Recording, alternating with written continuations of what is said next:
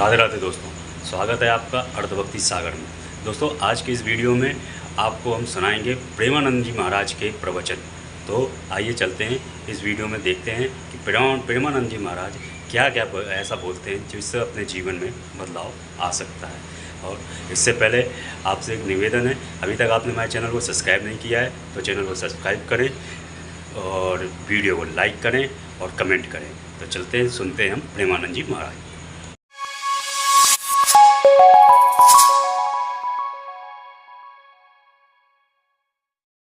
उत्तमा भक्ति चित स्वरूपा होती है। इसके तीन भेद होते हैं। पहला साधन भक्ति, दूसरा भाव भक्ति और तीसरा प्रेम भक्ति।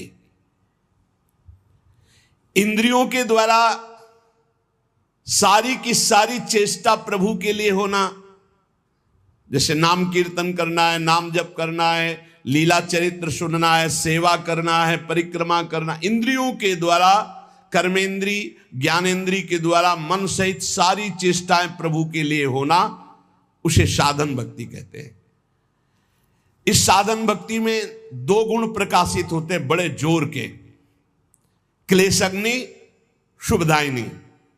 सारे क्लेश नष्ट कर देती है साधन भक्ति। उत्तमा भक्ति के तीन साधन, पहला है साधन भक्ति, दूसरा है भाव भक्ति, तीसरा है प्रेम भक्ति।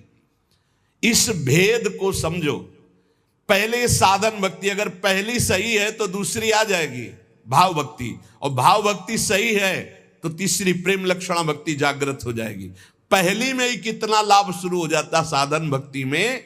क्लेशग्नि, संपूर्ण क्लेशों का नाश हो जाता है। क्लेश किससे होते हैं?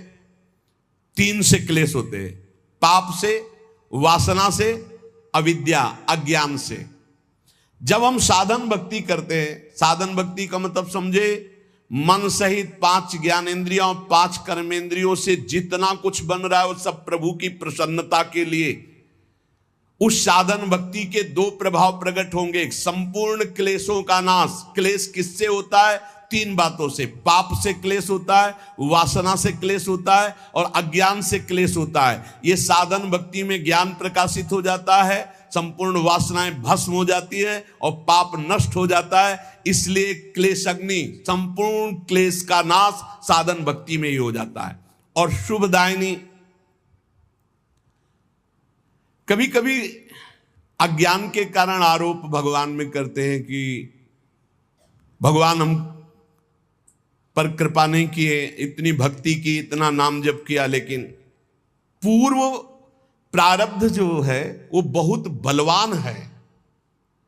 जब शरीर रचा गया उसी समय प्रारब्ध रचा गया, आपके साथ घटनाएं घटेंगी, इसीलिए नाम जप कर लो। प्रारब्ध और अप्रारब्ध।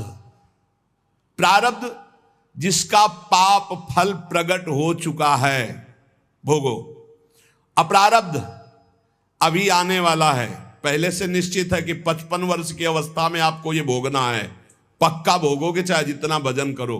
भोगने की सामर्थ्य भजन से मिल जाएगी। प्रारब्ध को मिटाना बहुत कठिन है, और जब मिटाने वाला भजन हो जाता है तो मिटाने की इच्छा नहीं रहती, क्योंकि भगवत प्राप्ति के नजदीक पहुंच चुका है। तो लौट कर कौन, जैसे सांप अपनी केचुल की तरफ नहीं देखता, ऐसे भगवत प्राप्ति के योग्य महात्मा शरीर की तरफ नहीं देखता।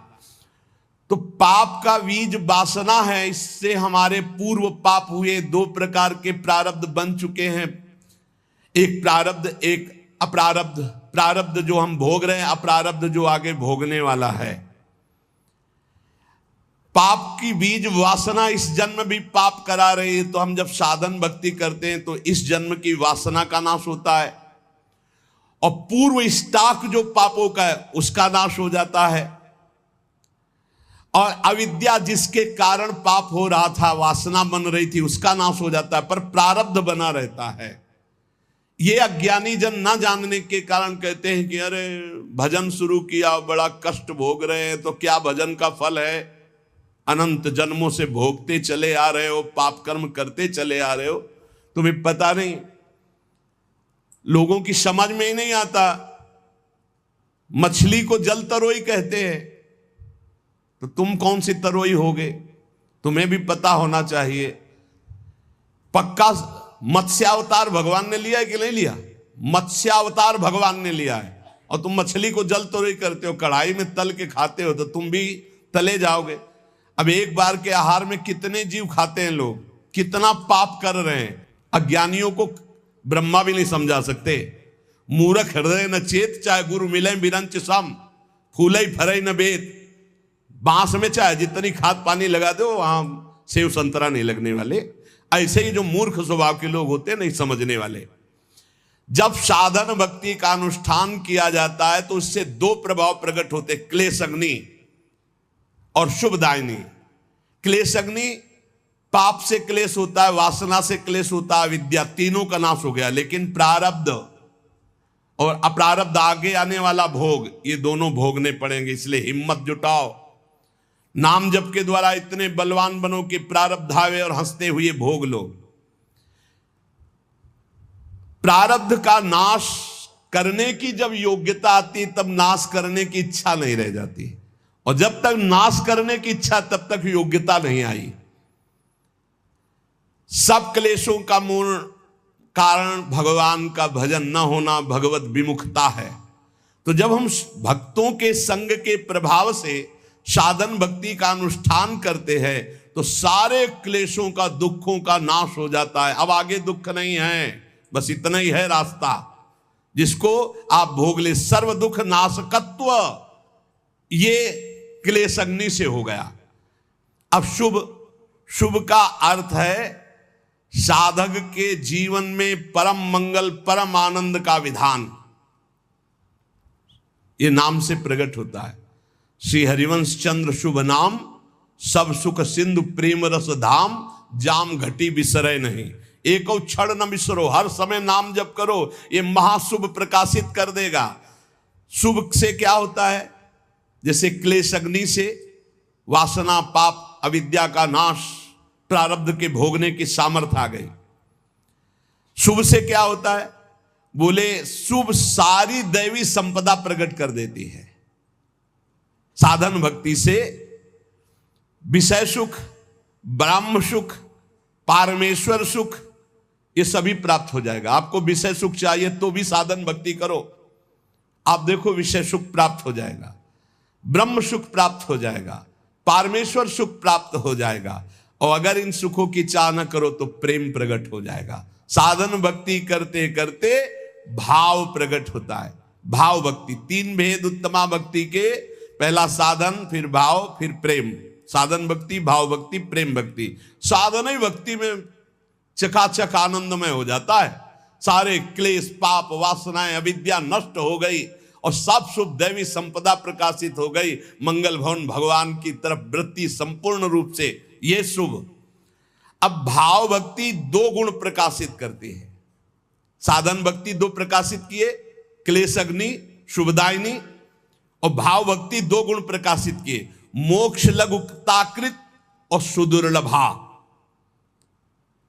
क्लेश अग्नि और शुभदायिनी तो इसमें आ ही गए अपने आप, साधन भक्ति के लक्षण। भाव भक्ति में तो समा ही गए ये क्लेश अग्नि और शुभदायिनी, पर इसमें मोक्ष लघुताकृत और सुदुर्लभा। बड़ा सुंदर।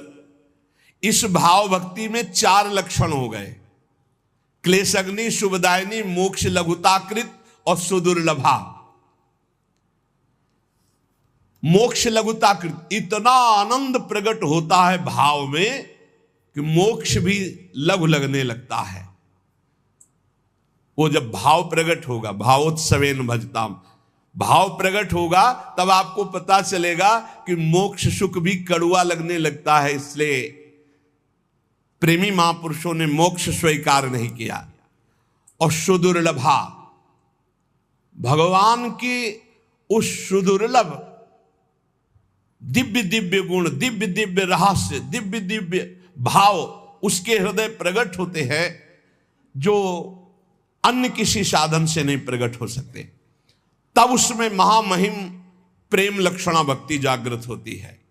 अब प्रेम लक्षणा भक्ति में अपने दो गुण प्रकाशित हुए, सांद्रानंद विशेषात्मा पहला, और दूसरा श्री कृष्णा आकर्षणी, ये दो गुण। तो प्रेम लक्षणा भक्ति में 6 गुण उपस्थित हो गए। जो साधन भक्ति में क्लेशग्नि शुभदायिनी और भाव भक्ति में मोक्ष लघुताकृत और सुदुर्लभा, ये तो प्रेम भक्ति में है ही। और प्रेम भक्ति के अपने 2 मिल गए, सांद्रानंद विशेषात्मा और श्री कृष्णाकर्षणी भक्ति 6 लक्षणों से युक्त हो गई। क्लेशग्नि शुभदा, मोक्ष लघुताकृत सुदुर्लभा, सांद्रानंद विशेषात्मा, श्री कृष्णाकर्षणी च सा।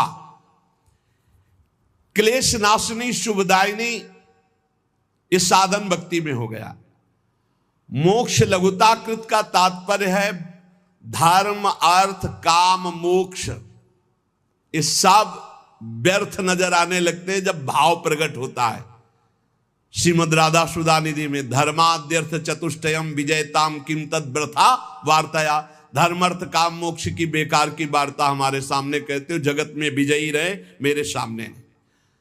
जैसे भाव में डूबे हुए भरत जी महाराज कह रहे हैं, अर्थ न धर्म न काम रुचि गति न चहो निर्वाण, जन्म जन्म रति राम पद यह वरदान नान। तो मोक्ष लघुताकृत का तात्पर्य है सालोक्य सारूप्य सामीप्य सारिष्ट सायुज्य, 5 प्रकार के मोक्षों का भी त्याग। दीयमानम न गृहणन्ति बिना मत सेवनम जनाहा। धर्म अर्थ काम की तो बात जाने दो, 5 प्रकार के मोक्षों का भी त्याग हो जाता है जब भाव भक्ति का प्रादुर्भाव होता है।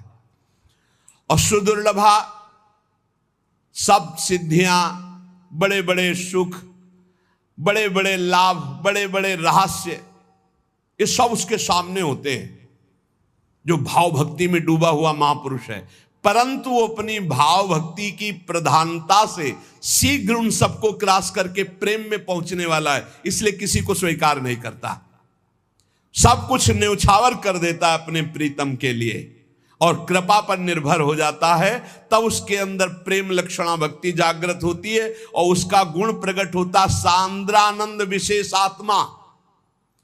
ये सांद्रानंद विशेषात्मा करोड़ों ब्रह्मानंद को भी इस प्रेमामृत के सामने नहीं गिनता। जिसके अंदर ये प्रेम लक्षणा भक्ति जागृत हो गई, एक ब्रह्मानंद क्या करोड़ों ब्रह्मानंद भी उस प्रेमानंद के सामने एक कण की तुलना के भी बराबर नहीं। अपार अचिंत महाप्रेम सुख उस भक्त को प्राप्त होता है जिसके अंदर प्रेम लक्षणा भक्ति जागृत हो जाती है। और श्री कृष्णा आकर्षणी, बहुत जोर की महिमा इसमें। उसके आराध्य देव उसके पीछे पीछे बसीभूत होकर घूमते, प्रेम लक्षणा भक्ति से जो युक्त हो गया। एकादश स्कंद में भगवान ने स्वीकार किया, श्रीमद् भागवत में कह रहे हैं कि निरपेक्षम मुनिम शांतम निर्वैरम समदर्शनम अनुब्रजाम्य हम नित्यम पूये यत्रंगुरेणु भी। जो निरपेक्ष है, किसी की अपेक्षा नहीं रखते, मननशील है, हर समय मेरा मनन करते रहते, मुनिम। और शांतम, जो हर द्वंद्व को शांत भाव से सह जाते हैं। निरपेक्षम मुनिम शांतम निर्वैरम, जिनका संसार में किसी से भी द्वेष नहीं। समदर्शनम, जो सब जगह मेरे को देखते हैं, समता के भाव को प्राप्त हो गए। ऐसे महात्माओं के पीछे मैं डोलता हूं कि उनकी चरण रज मेरे ऊपर पड़ जाए। श्री कृष्णाकर्षणी का अभिप्राय है कि ऐसे प्रेमी भक्त के पीछे पीछे भगवान वशीभूत होकर डोलते हैं। भक्तन पाछे यो फिरे ज्यो बछड़ा संग गाय।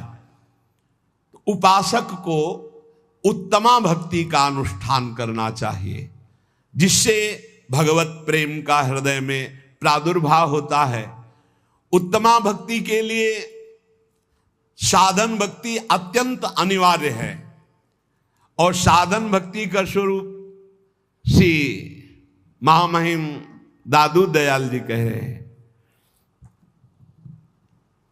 हम जीवें इहि आसरे सुमिरन के आधार, दादू छिट के हाथ सो तो हमको बार न पार।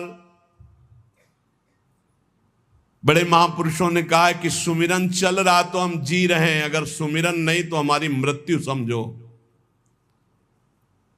परम महामहिम श्री नानक साहब जी की भी कि नाम है तो हम जीवित है, नाम नहीं तो। अगर नाम छूटा, सुमिरन छूटा, तो मानो हमारी मृत्यु हो गई। हमारा जीवन ही नाम है। ये ऐसा उत्तमा भक्ति के लिए सुमिरन चाहिए। उत्तमा भक्ति का साधन इस कोटि का चाहिए कि नाम है तो हम जीवित है, नाम नहीं तो देवर्षि नारद जी कह रहे तद स्मरणेन परम व्याकुलते थी। हम परम व्याकुल हो जाए, नाम छूट जाए तो। भाई यहाँ राग द्वेष नाना प्रकार के विकारों की धूम मची हुई है और उसको हटाने के लिए नाम है, उसको पकड़ नहीं रहा साधक। दादू विषय विकार सो जब लग मन राता, तब लग चीत न आवई त्रिभुवन पति दाता। जब तक मन विषयों में लगा हुआ, नाम जप नहीं कर रहे, तो तुम्हारा चित्त त्रिभुवन पति भगवान में रति को प्राप्त नहीं हो सकता। दादू अहनिश सदा शरीर में हरि चिंतत दिन जाई, और प्रेम मगन लय लीन मन अंतर गति ल्यो लाई। शरीर में जब तक प्राण है तब तक हरि चिंतत दिन जाए, रात दिन हमारा प्रभु के चिंतन में जाए। प्रेम मगन लय लीन मन अंतर गति ल्यो लाई। अंतर ही अंदर चिंतन चल रहा प्रभु का निरंतर। दादू आनंद आत्मा अविनाशी के साथ, प्राणनाथ हृदय बसे तो सगल पदार्थ हाथ। यदि तुम्हारा भगवत चिंतन चल रहा है, परमानंद में प्रभु की अनुभूति हो रही है हृदय में, तो क्या बकाया रह जाएगा। ये मारे घूम रहे जीव, विश्वास नहीं कर रहे, विश्वास नहीं हो रहा, नाम पे विश्वास नहीं हो रहा, भजन पे विश्वास नहीं हो रहा। अंतर्गति हरि हरि करे तब मुख की हाजत नाही, सहजय धुनि लागी रहे दादू मन ही माही। पहले मुख से शुरू करो नाम जप करना, फिर उपांशु में आता, फिर मानसिक। जब मानसिक आता है तब कोई समझाने की जरूरत नहीं, अपने आप आनंद में डूब जाओगे। ज्यो घुन लागे काठ को लोहे लागे काट, काम किया घट जाजरा दादू 12 बाट। जैसे गेहूं में घुन लग जाए तो ऊपर गेहूं दिखाई देगा लेकिन अंदर बेकार हो जाएगा। लोहे को जैसे काटने वाला काट डालता है, ऐसे ये वासनाएं काट डालती है साधक को। इसलिए वासना से बचने के लिए उपासना अनिवार्य है। उपासना हर समय अपने आराध्य देव के समीप रहना। कैसे? चिंतन से रहना। दादू कहे ज तू राखे साइया, तो मार सके ना कोई बाल न बाका कर सके जो जग बैरी हो। यदि नाम निरंतर चल रहा, मेरा ईश्वर मेरा प्रीतम मेरी रक्षा कर रहा है, तो काम क्रोध लोभ मोह मद मत्सर ये बाल बाका भी नहीं कह सकते। जे सिर सौंप्या राम को सो सिर भया सनाथ, आहा दादू दे उरण भया जिसका तिसके हाथ। प्रभु ने दिया था जीवन, प्रभु को समर्पित कर दिया। जो प्रभु को समर्पित कर दिया, जिसका सर प्रभु के हाथ में, कौन त्रिभुवन में ऐसा पैदा हुआ कि उसका बाल बाका भी कर सके।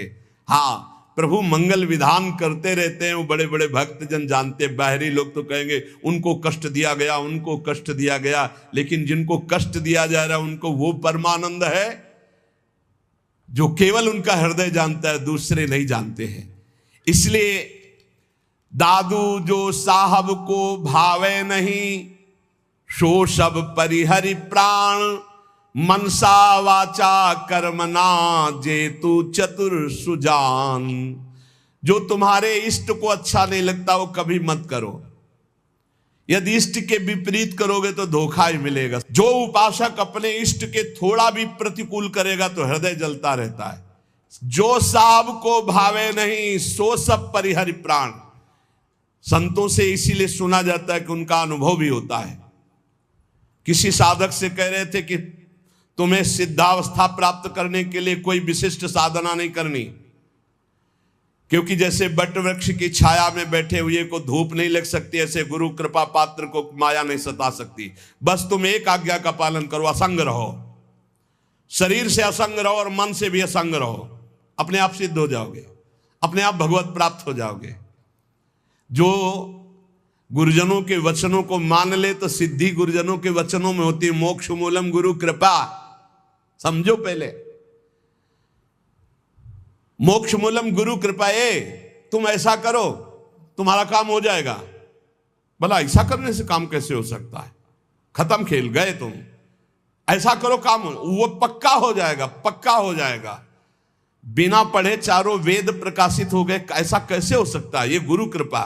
गाय चराने को आदेश कर दिया, गाय चराते ही ब्रह्म प्राप्त हो गए। दादू जो साहब को भावे नहीं, सो बाट न बूझी रे, जब लगिए मन थिर नहीं। ये मन चंचल है ना। साहब कहते हैं इस गली चलो, वो नहीं, वो इस गली चलेगा। अरे वो रास्ता नहीं चलना जिसमें हमारे साहब का आदेश नहीं। साहब हमारे गुरुदेव हैं, साहब हमारे ठाकुर जी हैं, ये शास्त्र हमारे साहब हैं जो आज्ञा कर रहे हैं, हमको वैसे चलना है। साईं सो सन्मुख रहे, इस मन सो जूझ रे, मन से लड़ना पड़ेगा। जो मन से लड़ गया वही बहादुर। दूसरे को पटक देने वाले तो आपको मिल जाएंगे, लेकिन मन को पटक दे ऐसे मिलने कठिन है। मन की पटकी खाने वाले तो करोड़ों अरबों मिलेंगे, लेकिन मन को पटक दे ऐसा कोई गुरु का चेला मिलेगा। गुरु मेहरबान तो ये चेला पहलवान। अब पटक देगा अपने मन को। युक्ति पा गया ना। जिसको गुरु का सहयोग मिल गया वो माया पर विजय न प्राप्त कर ले, उसका कारण उसका कोई मनो आग्रह है, कुछ पकड़े है। अगर पकड़ छोड़ दे और गुरु के सहारे ऐसे हो जाए तो नैया पार।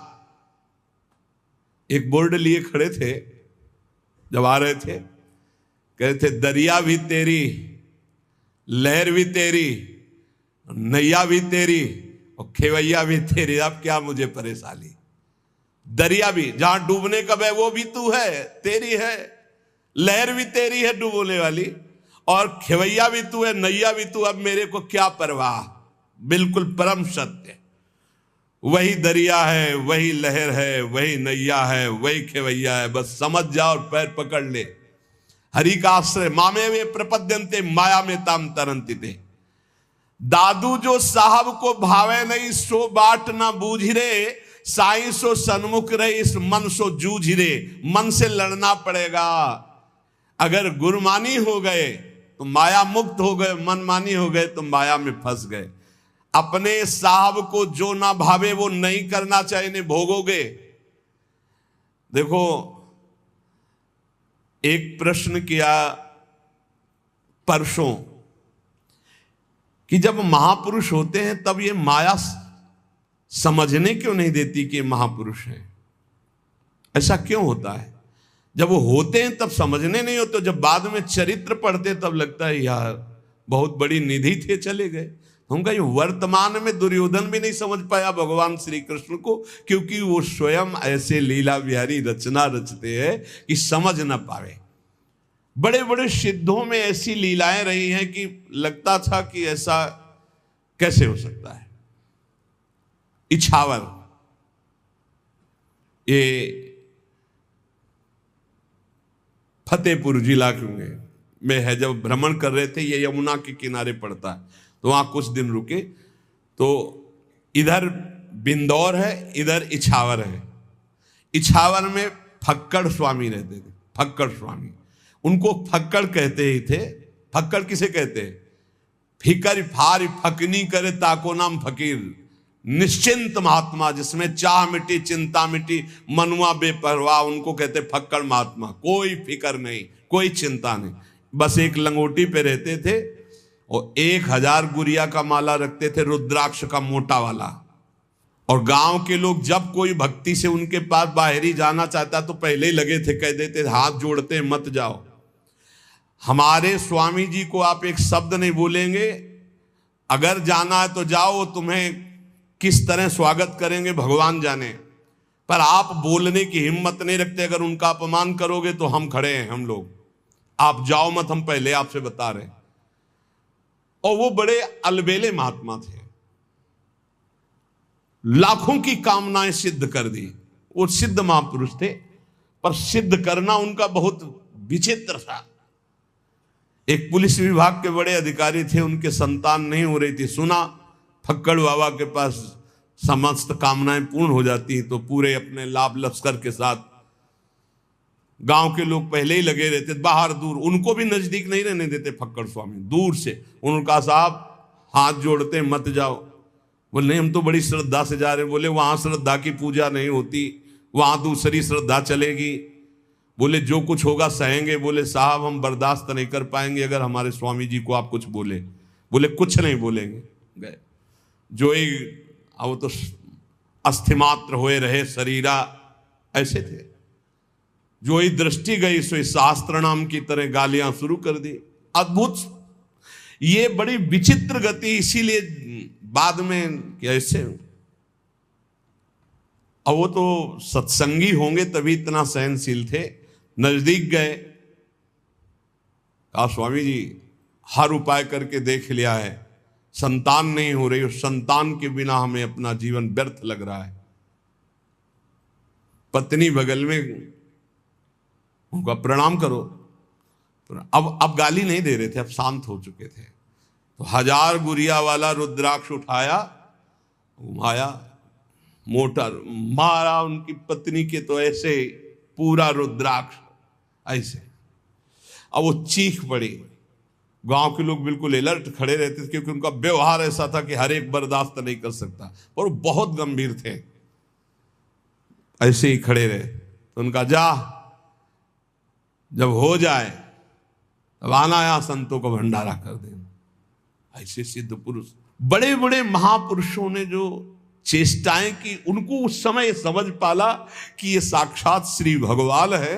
बड़ा मुश्किल है, बड़ा मुश्किल है। और जब वो पधार जाते हैं, उनके जब चरित्र लिखे जाते हैं, तब समझ में आता है कि ओहो, ये तो ऐसी बड़ी निधि। जब लग ये मन थिर नहीं, तब लगी परस न होई, दादू मनवा थिर भया सहजय मिला सोई। वो यहीं बैठा है, परमात्मा आप में बैठा है, आपके समीप बैठा है, आपके आसपास है।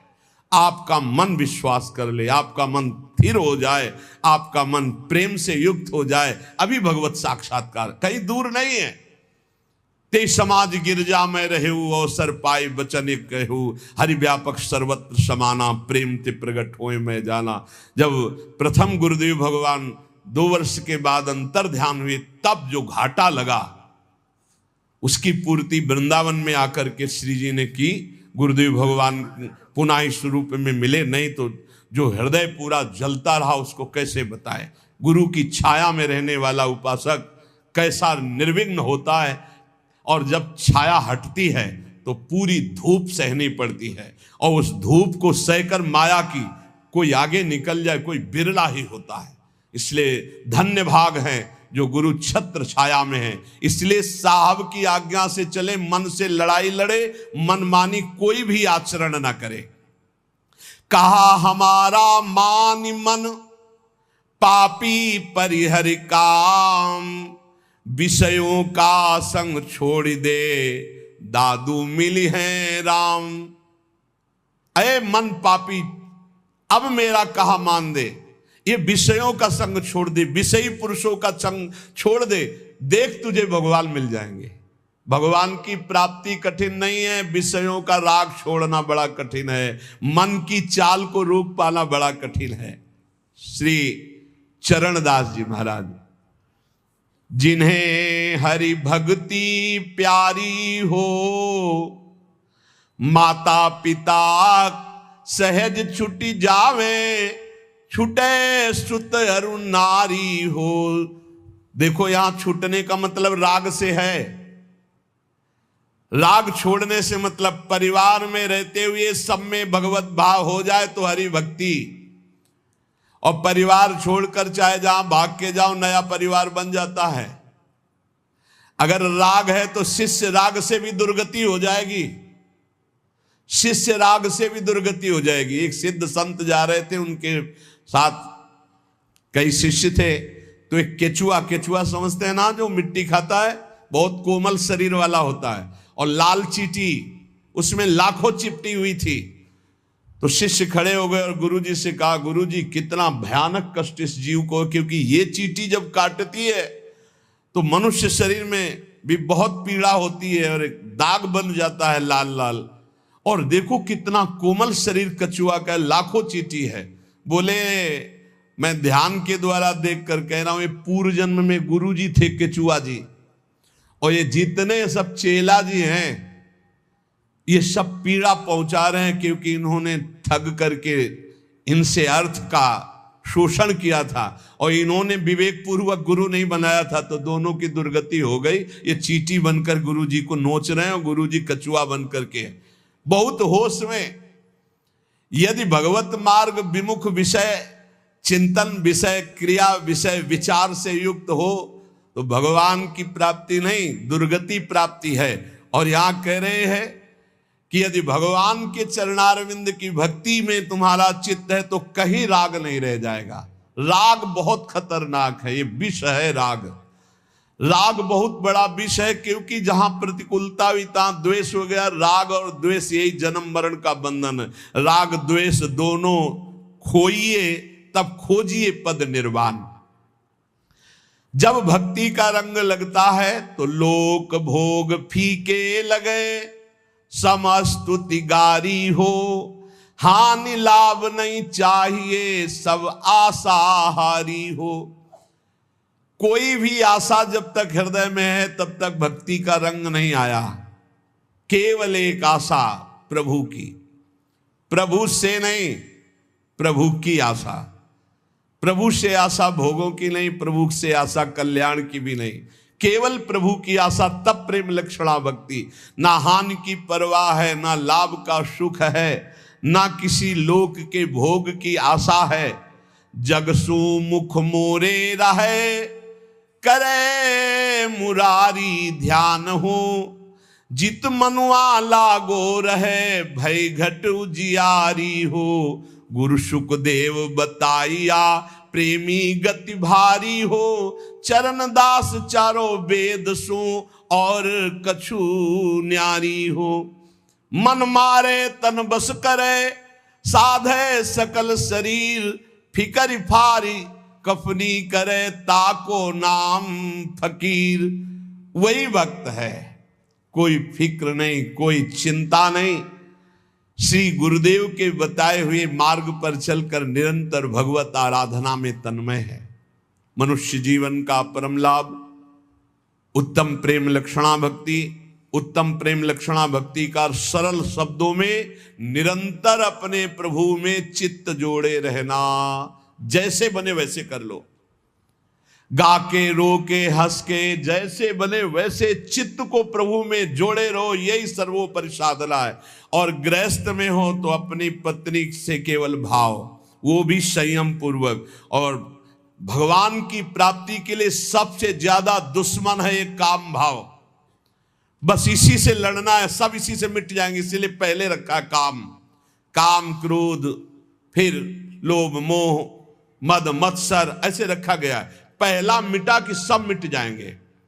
पहले काम को मिटाना है। जो भक्ति या ज्ञान या योग में जाना चाहता है, सबसे पहले इस काम को मिटाना है। काम को वही मिटा सकता है जब इसका चिंतन छूटे। इसका चिंतन छोड़ने का तात्पर्य है निरंतर प्रभु का चिंतन करना। इसीलिए हम कहते हैं राधा राधा राधा राधा। हर समय नाम जप करते रहो, सत्संग सुनो, मनन करो, उसको आचरण में उतारो। इसी जन्म में भगवत प्राप्त हो जाओ, निहाल हो जाओगे। शेष चर्चा आगे। श्री राधा वल्लभ लाल की।